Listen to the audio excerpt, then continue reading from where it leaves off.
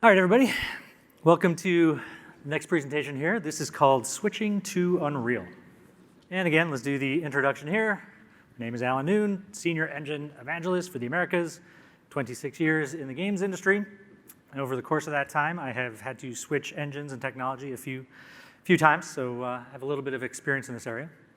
And I started out doing coin-op arcade games, moved on to console, PC, mobile, and then I did a little bit of work in the slot machine industry for a while, and then a couple of years of VR and AR.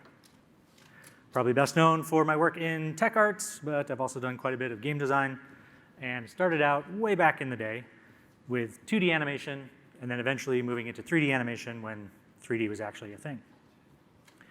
So I've done AAA development, mid-tier, sort of B-grade development, and then did a year as an indie, working out of my house in the spare bedroom. And I'm also a hobbyist, so I'm always working on some different projects in my spare time, weekends and evenings. Okay, so a little bit of context here.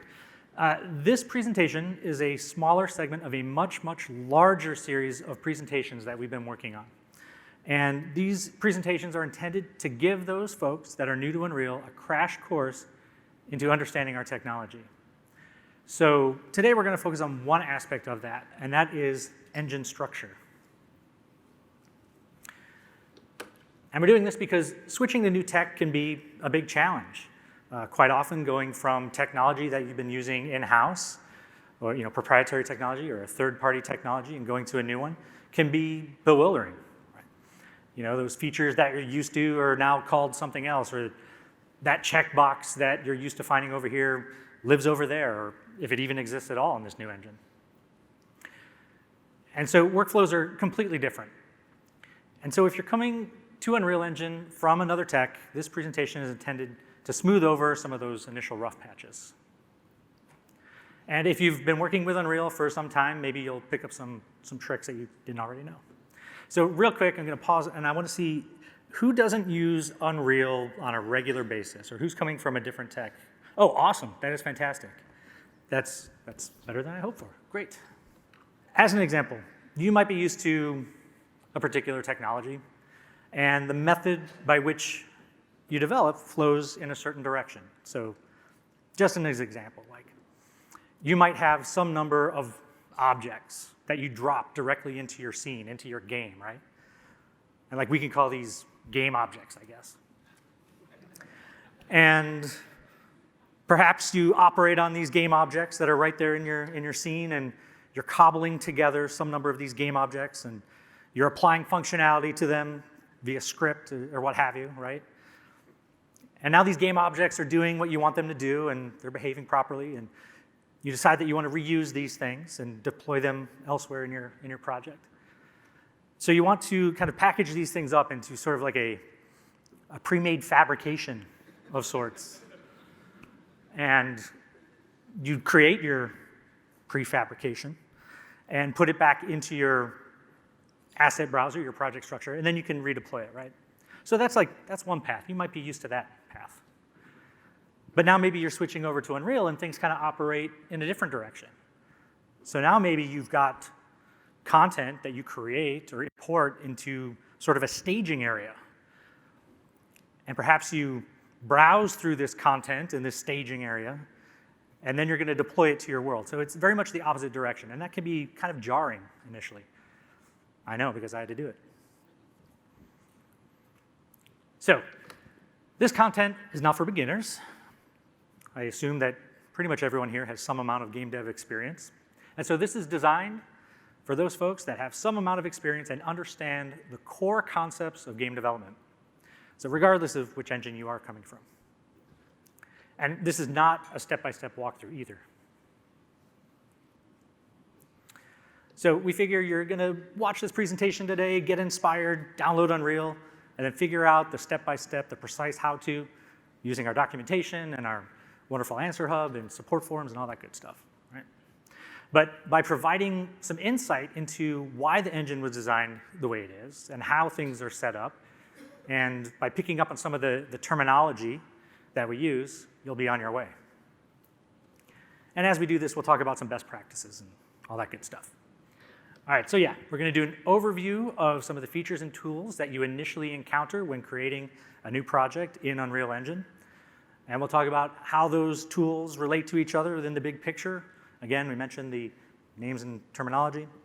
We'll talk about a little bit of perspective on how the Unreal Engine came to be, why it was designed that way.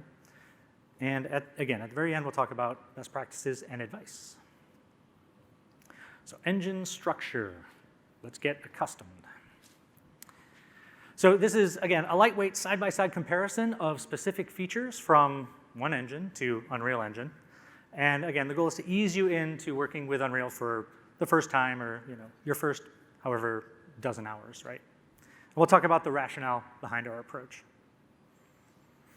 Okay, but before we get into that, I want to point out this awesome document that we have on our site. And this is Unreal Engine 4 for Unity developers. So if you're coming from Unity, we have a doc specifically for you. And we have some basic overview here. You can kind of see how some of the inspectors and dialogues map from one application to the next there to kind of provide you a little bit of guidance. And it goes a little bit deeper into some of more of the programming aspects as well. But today I want to talk about our launcher. So you might be used to Unity Hub, which is where you would go to start up a new project in Unity. You have several different options there to get going. The first thing I want to point out in the launcher here is you can have as many different versions as the engine as your hard drive will allow, right? And it's very easy just to go ahead and launch one of these right away. And I'm going to do that because we'll need that in a moment. And down here, you'll see that we have all of our projects installed, right? So anytime you create a project, it creates a unique folder structure on your drive, and there's this concept of a U project. So we'll make one of those in a moment, but let's jump back to our new file dialog here. So when creating a new project, we also have the concept of a template, and they're a little bit different from the concept of Unity's templates, right? So the Unity templates give you an option. Basically, that's like the kind of project you want to do in Unity. Like, do you want to do a 2D project or a 3D project? Or they have a thing called 3D with extras. Our templates are a little bit different in that the major classifications of projects that we have are Blueprint and C++. That's kind of where we're going to start. This is where the tree begins. And so if you're a programmer, you're probably going to want to start with the C++ version of a template, like so. But if you're like me, you're not a programmer, you're more of an artist, tech artist, designer guy, probably going to start with Blueprint. Again, Blueprint is our visual scripting language. And I want to make it clear that it doesn't matter whether or not you start with Blueprint or C++. You can freely intermix those two methods of creating interaction. You can have a lot of Blueprint and a little C++ or vice versa, whatever you want to do. So you don't have to start with a template. You can start with a blank project. But typically, if you know you're going to make a flying game or an endless runner, vehicle game, side scroller, whatever, that's how our templates are kind of broken down. These kind of give you the base framework of whatever type of genre of project that you want to do. So my favorite is third person. So we're going to make one of those in Blueprint. And then down here, so we have this big button for desktop and console. And if I click on that, you see that the other option is mobile and tablet. Now in Unity, you pretty much pick your target platform and ahead of time, right? And if you want to switch, you basically have to kind of reset a little bit and what have you. These two options here in Unreal just basically offer you a baseline to get started with. And you can, if you know that you're going to primarily target console or PC, start with desktop console. Or if you know you're never going to do that and you're going to do a mobile game, you can start with mobile. And what that does is it sets up your project with a set of baselines that are optimal for those particular platforms. Now that said, you can freely go into your project and develop for all platforms at once. Our philosophy is that you develop once and deploy to many, right? And we have a pretty good example of that in Fortnite, where on the super high end, you can run on a top-end PC with all the bells and whistles, and it's that exact same project and that exact same executable that runs all the way down onto mobile. So all the different console versions, all of that, all the same project. And we managed to do that because all of the different options for the platforms are basically exist at the content level. It's not a project level thing, really. It's a content level thing. So if you wanted to have a material, for example, that has incredible rendering features and all sorts of special effects and is probably only going to run on high-end consoles and PC, you can go ahead and craft that. And then if you know that's just not going to run on mobile or it's not worth it, right? The performance is too intense, you can create a different branch within our visual material editor, something more simplified. And within that same material, we have something called a quality level switch, or there's another one called a feature level switch. And you can basically say, the material will know that when it comes time to package this material, it'll say, okay, I'm being packaged for console right now, so let's use that high quality switch up there. Let's use all the fancy bells and whistles. Or if I'm packaging for mobile, it'll know like, oh, you know what, let's use the simple version in this channel down here. So again, you can develop all platforms simultaneously within the same project. And okay, so starter content, all that's good. Let's just go ahead and stick with this. And like all good hobby projects, we'll stick it right on the desktop.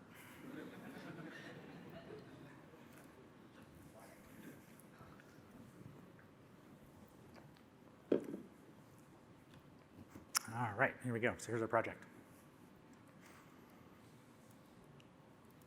All right, so this area down here that I'm looking at is the content browser. So you can see our project structure that I've expanded here. A couple of important folders that I want to point out. So right now we're looking at the content folder.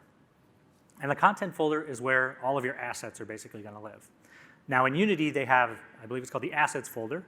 And so like all of their content and code lives within that. We do things a little bit differently where we separate them out. And I've got an example of that here. I have a more complex project. I'm going to go ahead and I'm going to browse in Explorer to this project structure and jump back up to the top here. So here we see that U project that I mentioned earlier. We'll talk about that a little bit later. Here is that content folder that is represented here within the project structure. And again, like basically all of the assets and content that we see within the project structure live down within here. Now code, in our case, in Unreal's case, lives over here in the source folder. Okay, so a little bit different from Unity. If that's where you're looking for code, this is where it's going to be in Unreal. All right. Yeah, so let's move on to, you know, because since I have this up, I'm just going to go ahead and show that whole material switch thing because it is pretty cool. So I've created a new material here in the content browser. This is what this looks like. And let's go ahead and make, I'm just going to represent the super complex graph with a red hot color. And then I'm going to represent the mobile version of this, something that's less intense. It's going to run our hardware a little bit cooler as blue, right? And then I'm going to right click and I'm going to say like, let's look at, how about quality? Quality level switch. So we can say default, if we're running on PC, console, that's the same as high. And if I want to run on low, there we go. And then we can define within our project, we can say like, oh, this particular console is maybe the medium. And maybe we have a special case for that. Right, so when it comes time to package this thing, these materials will get cooked out appropriately for those packages. So, nope. All right, let's go back. Okay, so yeah, when you encounter a new project, that's basically what that looks like. And now we can talk a little bit about philosophy. You know, before that, let's go back again to these. I want to go back to a couple of items here. Okay, so this is the project structure of this large complex project that we just had in the background a minute ago, where we just looked at the content folder and we looked at the source folder. There's a couple other folders here that I want to point out, intermediate and saved. So these are non-essential folders, I'll say. So quite often when you are creating a project and you're compiling shaders and you're doing builds and all this other good stuff, a lot of temporary files are created. and those go into intermediate. And this is useful to know because if you're like me, you're constantly taking projects back and forth, whether it's from home to office or whatever, right? And so these projects can get really large. And if you really want a quick, easy way to scale down your project, zip it up, you can just go ahead and delete this, and it'll be recreated. Similarly, the saved folder, I wouldn't say it's non-essential because important stuff is being saved there. But again, if you're trying to trim down your project, you can totally delete this as well because it'll just be recreated the next time you open the project. So the types of things that get saved into this folder are like when you do screen captures from your application. If you're doing performance captures, they get saved in there. Any changes to the editor that you make, like resizing dialogues or repositioning things, those get saved in here as well. So just be aware that if you're going to delete this folder, when you restart your project, you're basically going to be starting the editor from kind of a clean slate perspective. But this is kind of a pro tip that I discovered over using the engine for some time that has saved me tons and tons of flash drive space. Okay, now let's move on to philosophy. So modding has always been central to the engine. The idea is that it has to be easy to learn and experiment with. Again, this goes back to the very first days of Epic Games, and quite honestly, ZZT, that first game that Tim Sweeney developed, right? That project developed such a following because people could get in there and expand upon it and learn it. And so with Unreal Engine, that has been carried forth, and as a result, a lot of the tools are visually oriented, right? They have to be easy for non-programmers to get in and learn and understand. I myself am a visual person. That's why we have things, that's why I appreciate things like that node-based material editor. I don't know how to code a shader or a shading language or any of that stuff. But folks can make like really amazing, beautiful materials using these visual tools. And there's a focus on WYSIWYG. What you see is what you get. And so that continues today from UE 1 to 2 to 3 to 4. And our games have typically shipped with their corresponding editors. So you could open up any of that content that you found in Unreal Tournament and mess around with it, mod it, check it out, learn from it. All right, so a little bit of history here. Again, so 1997 to 2002, that's the UE1 to UE2 timeframe. The game and the engine were one. There was no concept of a project file, right? So like if you wanted to start a new project, you basically copied your engine over and you started making new content to go within there, new code. Assets all exist within packed directories. You couldn't actually isolate down, pull out individual files and work with those. And yeah, so all content was in one format. The distributed level, that was the same level that you're working on during development. We talk about levels in a moment when we start getting to UE4.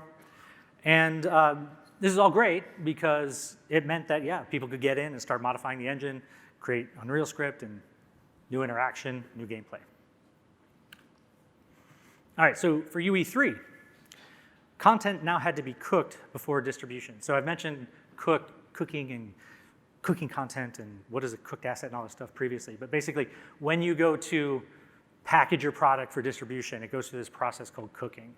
And that goes through all of those, let's use the material example again, it goes through all of those assets like a material and says, all right, we need to bake this thing, we need to cook this thing for this particular platform. So that's all cooking is really. It's basically converting the content for the target platform. But yeah, cooked assets and levels could still be opened in the UE3 editor. And now, more recently, in UE4, the concept of the project was introduced. And this is kind of a big deal because now you could just have one engine install, and every time you wanted to spin up a new project, you just create a new project file. And that project file knows what version of the engine it is and where that version of the engine lives on your hard drive, all that good stuff. And really importantly, content is saved per asset. So previously where we had the pack files, like I mentioned, now every piece of content that comes into the engine is its own separate UAsset file. We'll talk about what a UAsset is in a moment.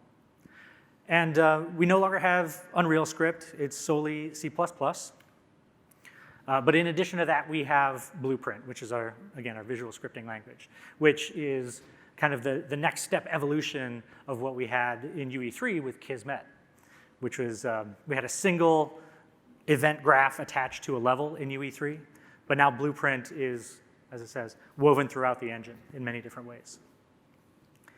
And there's a ton of more tools and profilers and visualizers and all sorts of good stuff to debug your game. It's really quite astounding. Okay, so let's look at schematic overview of the engine.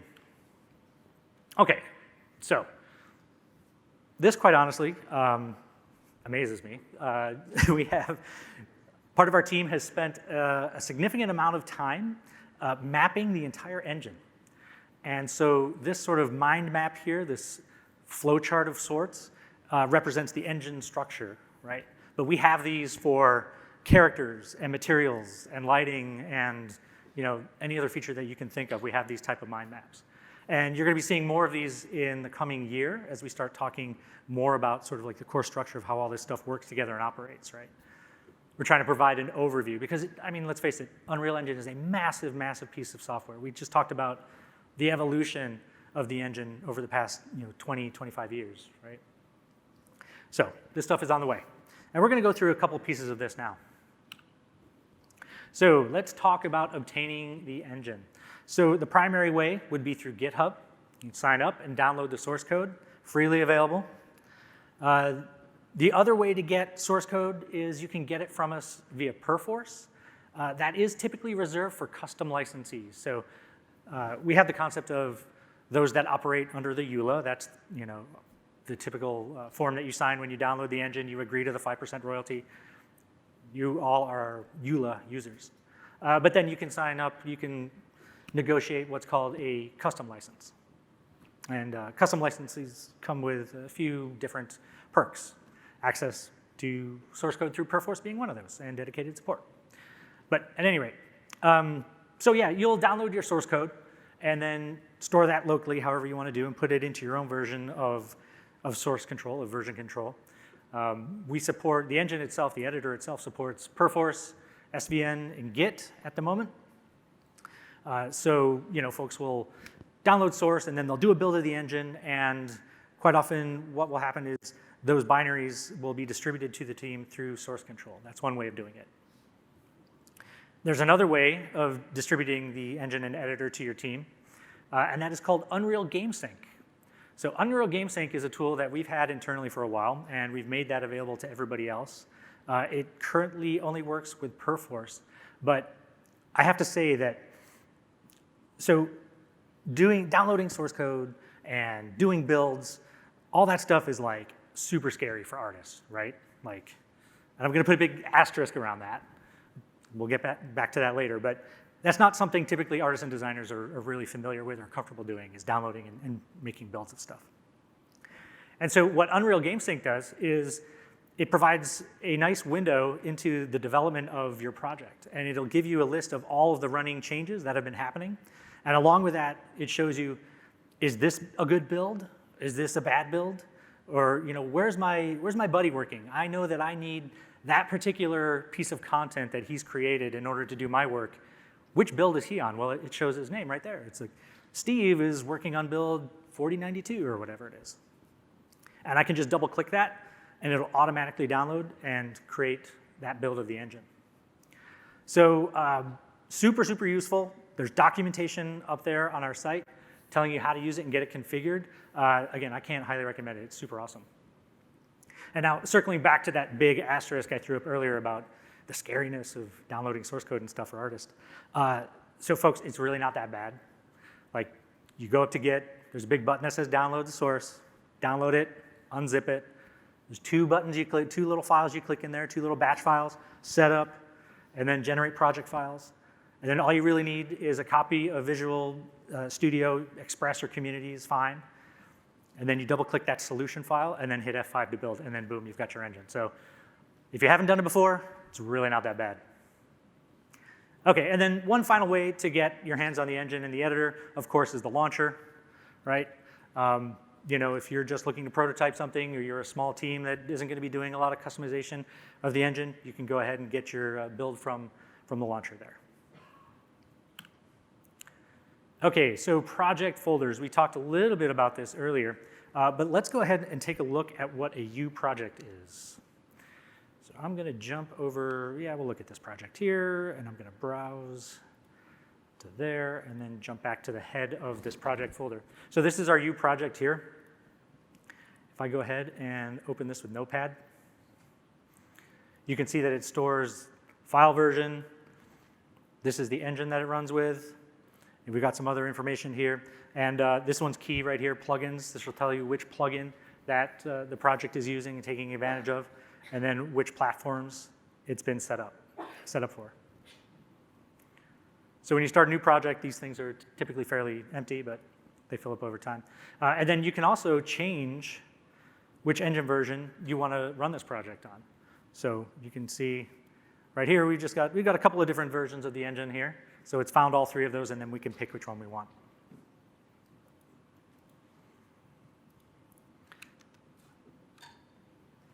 Okay, and yeah, we talked a little bit about the content folder again. So I'm going to jump back there. So yeah, this is what we mentioned previously. All of the assets for your project go into here. Now, you see down here, we've got this engine content folder. So in terms of the editor, the types of things that live in engine content are all of that's like the code and the models and materials and everything that the editor needs to run, right? So anytime you drop something into the world, like, how about this cube over here? So that cube is a static mesh that lives within engine content, and the material that's applied to it lives within engine content. So if you're coming to Unreal for the first time from another engine, just be aware of this, because I have seen developers new to Unreal start putting their game's content in the engine content folder. And that can cause some troubles. Like, it's very easy to lose this stuff. Even worse is if you start modifying the engine content.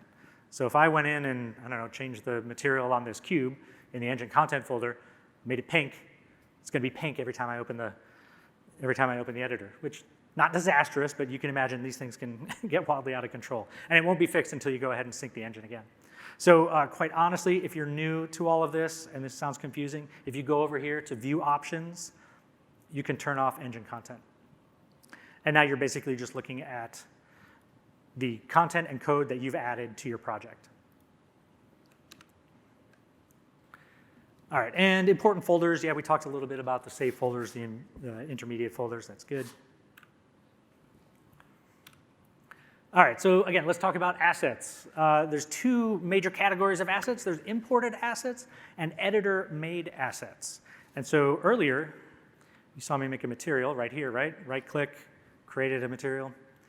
You can create a particle system. All of these things, as the name would imply, are pieces of content. They're assets that you create directly from within the content browser, within the editor. Things that are imported, textures, static meshes, skeleton meshes, so on and so forth, wave files, you name it. But all of these things are represented as U assets on the hard drive. So if we go back, let's go look at our project structure again and jump into our content. So yeah, let's look at blueprints, for example. So this project has a whole bunch of different blueprints. They're all existing as U assets.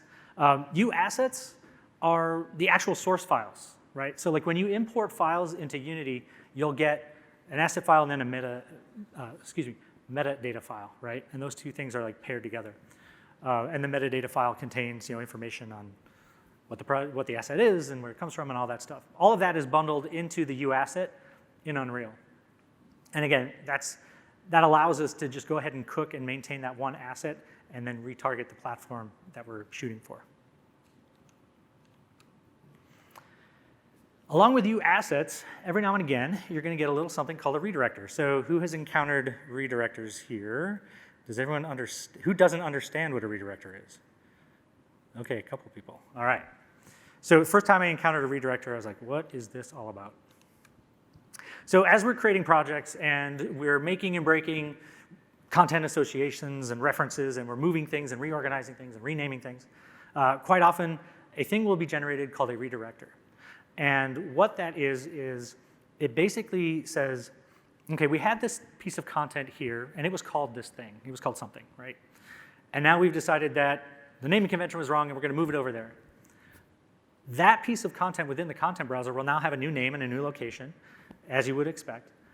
But it actually exists on disk as its original name and is at its original location.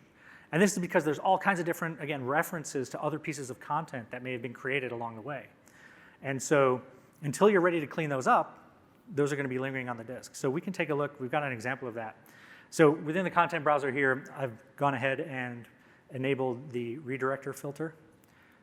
If I just click that button. So you can see we've got a redirector here for something called BP level door. So at some point in time, we had a thing called BP level door.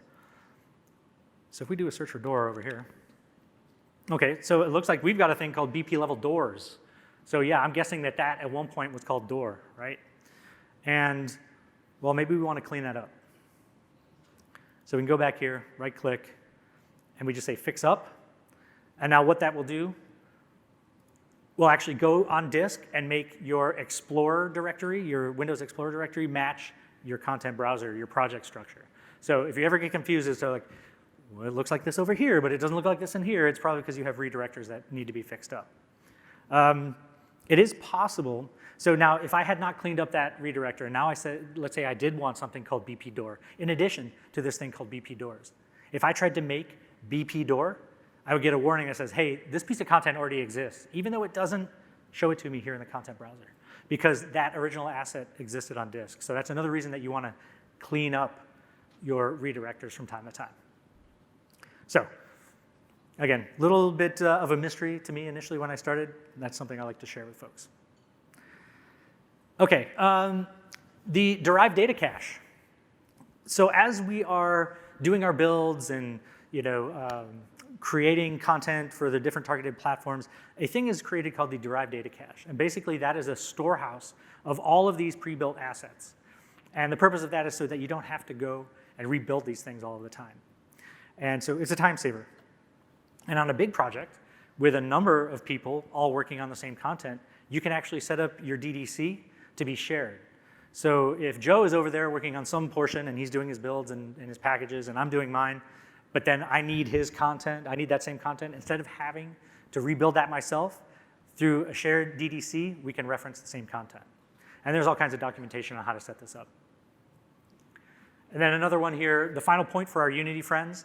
In Unity, when you import an asset and then maybe you go out to your content creation software, Max, Maya, Photoshop, and then you change that content, Unity will automatically re-import that. We have the ability to set that up as well in Unreal. It's not the default, but that is easy enough to find in editor settings.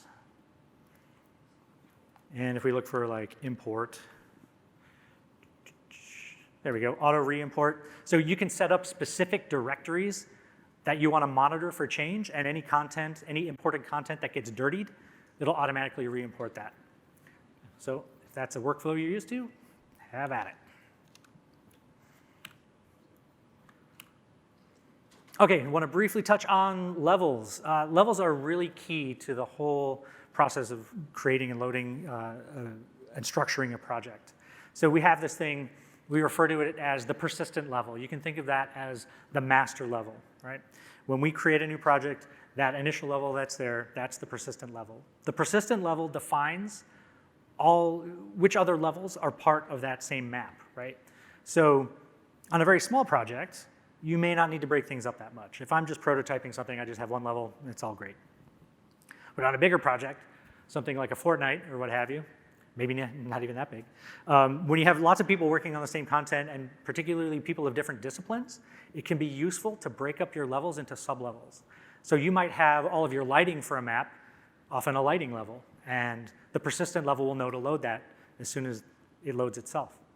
You can have all of your environment objects in another level. And depending on what you want to do, you can even break those up even further. So it's a way of partitioning your content so that different people can work together. It also plays into the role of streaming content. So if you need to stream in portions of your world, you can tell your persistent level to load this piece of content or that piece of content, either automatically or based on some sort of event trigger out of Blueprint, for example. So yeah, break up your levels that are, in a way, logical to your workflow. Okay, so tools, lots of different tools. I want to touch on Unreal front end. So Unreal front end is super powerful, can do all kinds of different things. We can take a look at where to find that. Let's close this down here. And if we go to Window, Developer Tools, and we go to session front end. This is Unreal front end here. So you can do all kinds of things here. Set up automated builds, automated testing. There's performance and profiler tools here. There's lots of great documentation out on our site about how to use this thing, but I highly recommend you take advantage of that.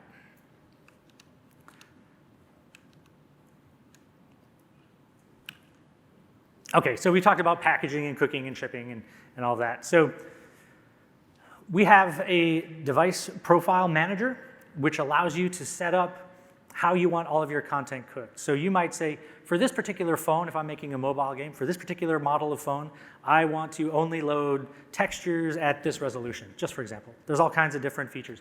Maybe I only want to support these rendering features or these lighting features. You can set all of those different things up through the device profiles. And along with that, talking about packaging and project settings. So at the top of our project here, we've got some general things that you'll want to set up. You can specify which map loads when you start a new project and open it up in the editor. You can specify which map is the first map when you actually launch your game. And we have some more settings down here for the various platforms. So again, like Android, for example, these are sort of like the general settings for these different platforms. If we were authorized to develop for the different consoles, we would see PlayStation, Xbox, Switch, all that stuff down here as well.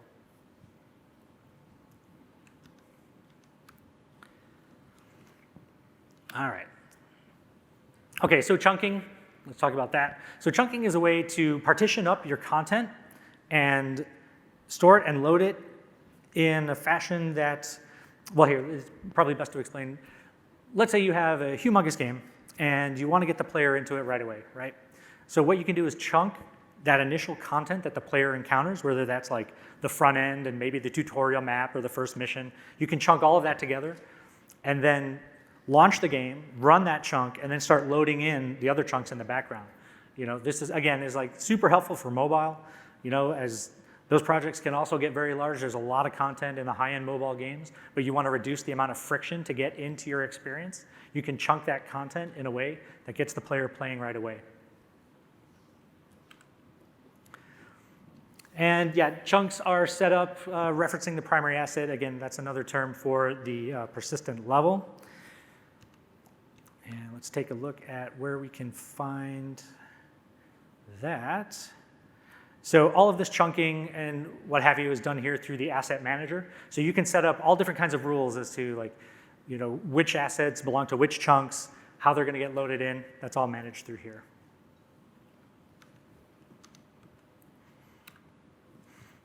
And patches, somewhat similar. I'm just going to touch on this briefly, but basically you can specify which content is classified as a patch. And when that's deployed and loaded, that's going to overwrite your other content, again, through the asset manager. And very similar, DLC, right? Same sort of deal. Okay, config files. So the main thing that I want to point out here, there are several different config files. And there are config files at the engine level and at the project level. And these things have a hierarchy, right? So there's sort of a base set of configuration files within the engine. But you can override those project by project and what have you. And that hierarchy kind of looks something like this, right? So again, base INI files, default files, your input INI, all that stuff. Like input lives in the project level, but if you launch your game and then you have a configurator so that your player can customize his controls, right? Like that new INI gets overwritten by the project saved, right?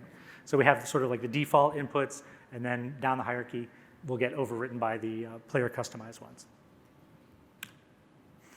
Okay, so I have a few more minutes. We can start doing a little bit of advice, a couple of tips and tricks, do's and don'ts, all the stuff that I wish I would have known when I got started. So we get a question of like, we go out to visit studios and they say, well, how often, we're new to Unreal, how often should we be taking changes? How often should we be getting new versions? And we say that, typically a good strategy is every point release, right? Like if a new point release comes out, wait, until the next minor revision comes out, and then you can start thinking about it. Don't go too long. I mean, there are studios that will go like a full point release or 2-point release, but things do change pretty dramatically. There's a lot of new functionality and features. Don't go too long. The longer you put that off, the bigger headache you're going to have. And if you can get away with minimizing engine changes, then certainly do that. That's kind of a difficult one to say, right? Because everyone has their own unique project, and their grand vision might rely on some incredible, never before seen technology that requires an engine change, and that's great. But again, try to minimize those. We've seen teams that, coming from other technologies, proprietary technologies, they have a certain workflow and way of working, and they sometimes try to grab all of that up and convert it and drop it right into Unreal. And it ends up being a tremendous number of engine changes. And not only is that a lot to integrate on every major point release, but we can't really provide a whole lot of support if you've gone and customized the whole engine, right? So try to be smart about that. We have plenty of folks that just run Unreal Engine vanilla right out of the box, and they're shipping titles left and right, so give that some consideration. And use plugins where possible. So where you do have to make a modification, try to bundle that up into a plugin, because that kind of isolates your changes into one location and, again, makes it easier to integrate. So we have a set of naming conventions and standards. You can see it here at this link. And again, if you're looking to us for support and we're in communication, it allows us to kind of speak the same language, right? So if you follow those, that's great. Developer folders. So let's look at those real quick. These are super useful, particularly on a bigger project. So again, if I go to the content browser and I say show developer content, this little folder popped up right over here. And it looks like this computer is named Event Tech. So you will get a folder that is named after your computer name. And this is basically a sandbox for you to do whatever you want in there, right? It won't really affect anybody else. Now, it looks like we've had another user on here developing stuff. We can see other content, other developers here. So by enabling that, we can see other users' content that are on the same project but are working not necessarily on this machine. So I could be developing a particular thing, and I could say, hey, Joe, take a look at this thing in my developer folder, give it a run, tell me what you think, et cetera, before we go and commit it to the main structure of the project. Okay, keep all of your source content outside of your project folder, but in the same place for everyone. So this is kind of a logical thing, but I've been a part of projects where the source content and then the actual in-game content all lives within the same folder. And that can be a nightmare. Some of you may have experienced that. So quite honestly, what I do is we can take a look here. And I'm working on smaller scale projects, but I'll just have a folder up top, and I'll just call that _ art source, so I know where to find it every time. And that's where I'll drop my FBXs and my PSDs and TGAs and what have you, right? So basically just have a centralized location, somewhere logical that people can find all of these things. Now, I'm going to jump down to the last point, kind of related to that first point there. So yes, I mentioned how UAssets are the source assets for your content. And one of the nice things about that means that you can actually re-export your content out of the engine again. And so I'm kind of going off script here, but let's see if we can find I don't know, a texture or something. There we go, here's a texture. And if I right-click this and I look for asset actions, I can export that back out. And of course, because we're rough and tumble, we're going to do it right on the desktop. And okay, well, you get the idea. So that TGA just was exported back to the desktop. But that's kind of a last resort, right? Because if you're doing that, particularly if you're working with a piece of 3D content, like a Max or an FBX file, skeletal mesh, in the Max or Maya source file, there might be all kinds of other information that doesn't get exported. And so the UAsset has no knowledge of that stuff that existed. So what you're just going to get the FBX back out. So any other, in the case of a character, special rigging, tools like that, that's not going to come along for the ride. So exporting assets is a last resort. And yeah, we kind of touched on this already, the auto re-import thing. Again, if that's what you're used to coming from another engine like Unity, you can set that up. We kind of showed that already. Perforce is our standard. Having used a number of different source control solutions myself, I recommend it. Yeah, we talked about the recommended, the supported version control solutions that the engine has. And a couple of things to know about building and cooking. So, and this largely has to do with how quickly you can iterate and operate within the engine. So if you cook all, as you might guess, that's going to go through all of the content and re-cook that or reconvert that for your target platform. So depending on how big your project is, that's going to take some time. Iterate just looks at content that has changed and will just cook that. And then cook on the fly will actually start up a server and cook the content as you need it. So all referenced content gets cooked as well. So again, like we talked about how the level was kind of like the governing body of your project, right? Everything exists within the level. That maintains all of the references to all the other content. So it may be faster to iterate if you have fewer levels, but it's a trade-off. There's like no real like rules for that because as I said, you know, it might be more beneficial to you to split up into more sublevels. You know, I can go back to Paragon, massive, massive project, huge map, tons of people working on the same exact map, and it was split up into dozens and dozens of levels for workflow purposes. So you're going to have to kind of experiment with that and see what works for you. And turning off the packing of content can be faster as well. So there is an option when you cook, when you do a package, to actually package all of your content. It may be faster just to do individual files at times as well. All right, I want to touch on the marketplace. So lots of great content out there and awesome for spinning up a new project and experimenting with. But a lot of these asset packs coming from the marketplace contain a ton of content, and maybe you don't need it all. And so kind of what we recommend, what I like to do, is create a temporary project and import the content into there, and then figure out like, okay, maybe I just want that one character in these two animations. All right, so I'm going to make a new folder, and I'm just going to drag those in there, and I'm going to set up the structure. All the other stuff that came along with that awesome content pack, maybe I don't need it. But now I'm just going to migrate that one character in those couple of animations into my real project, right?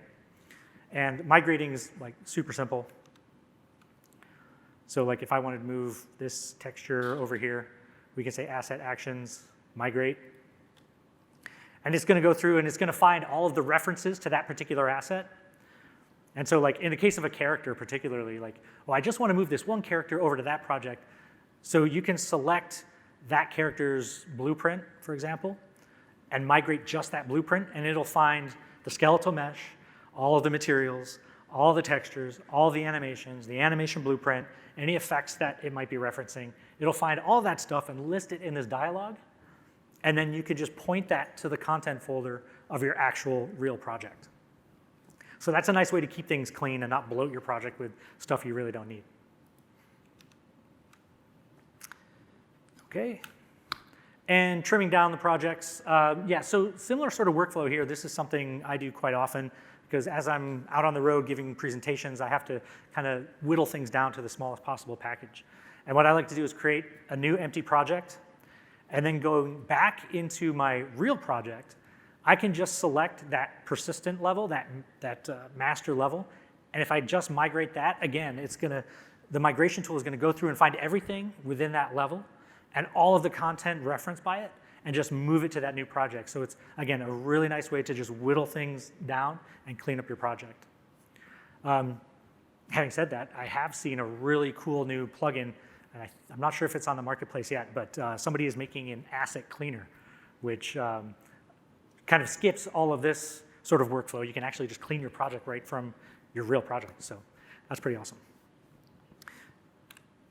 Okay, so in conclusion, we covered getting accustomed to UE4. We drew some parallels between Unity in this case and Unreal. We gave a little bit of the philosophy behind the development of the engine, right? It's supposed to be easy to learn and experiment with. Lots of visual tools. What you see is what you get. We showed you the schematic overview of the project, that huge mind map, and we talked about how we're working on those for other aspects of the engine, and we covered a few of the best practices. So hopefully with that, if you're new to Unreal, again, as I said, I'm like super happy to see that we have folks that are new to Unreal here. Hopefully this presentation was valuable to you, and I'd like to say thank you.